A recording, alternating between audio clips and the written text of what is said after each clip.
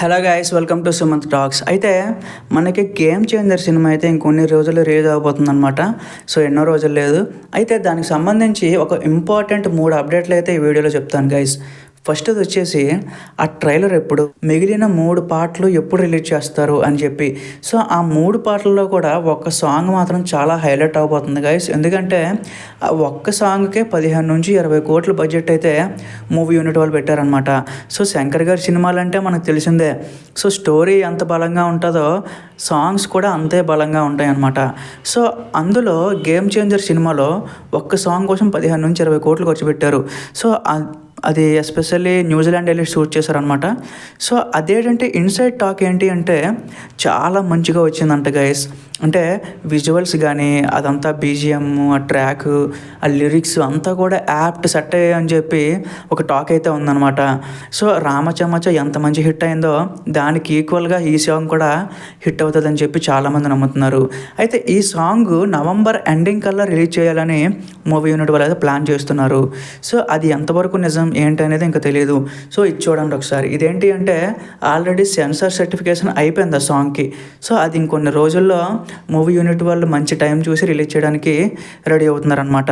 అలాగే సో ఈ movie trailer వచ్చేసి ఎప్పుడు రిలీజ్ చేస్తారు అంటే డిసెంబర్ 25, అంటే క్రిస్మస్కి వీళ్ళు అనుకుంటున్నారు. మూవీ రిలీజ్కి ఒక 15 రోజుల ముందు ట్రైలర్ రిలీజ్ చేస్తే ఆల్ ఇండియా అది స్ప్రెడ్ అవుతుంది, అందరికీ తెలుస్తుంది, ఒక భారీ ఈవెంట్ పెట్టి రిలీజ్ చేయడానికి ప్లాన్ చేస్తున్నారనమాట. సో అదే నిజం అనమాట. అయితే ట్రైలర్ వచ్చేసి డిసెంబర్ 25 అది ప్రామినెంట్ డేట్ అనుకుంటున్నారు. బట్ అది ఇంకా ముందుకెళ్ళే అవకాశం కూడా ఉందన్నమాట. సో ఎన్ని రోజులైనా మనం ఇలా వెయిట్ చేస్తూ ఉన్నాం కాబట్టి ఖచ్చితంగా టీజర్ మనల్ని ఎంత ఎంటర్టైన్ చేసిందో, ఎన్ని రికార్డులు కొల్లగొట్టిందో, సో ట్రైలర్ కూడా అదే రేంజ్లో హిట్ అవ్వబోతుంది గైస్. సో మంచి ఎలిమెంట్స్, మంచి బీజిఎం, మంచి డైలాగ్స్ అయితే ట్రైలర్ కోసం ప్లాన్ చేస్తున్నారు. ఎందుకంటే టీజర్లో కొంతమంది ఒక 20% మంది ఆడియన్స్ అయితే డిసప్పాయింట్ అయ్యారు.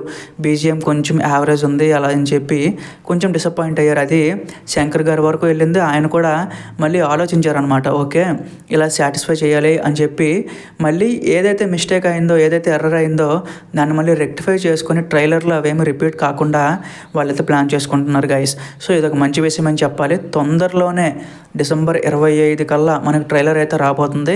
ట్రైలర్ వచ్చినాక ఇంకేం లేదు, హైప్ ఆల్రెడీ ఎక్కడికో వెళ్ళిపోయింది, ఇంకా ఆల్ ఇండియా మొత్తం స్ప్రెడ్ అయిపోద్ది అనమాట. సో అదైతే పక్కగా చెప్పగలను గైస్. సో ప్రజెంట్ అయితే అప్డేట్ అది. మిగిలిన అప్డేట్స్ అన్నీ కూడా ఈచ్ అండ్ ఎవ్రీథింగ్ నేను పోస్ట్ చేస్తూ ఉంటాను. మీరు నా ఛానల్ సబ్స్క్రైబ్ చేసుకోండి. Thank you.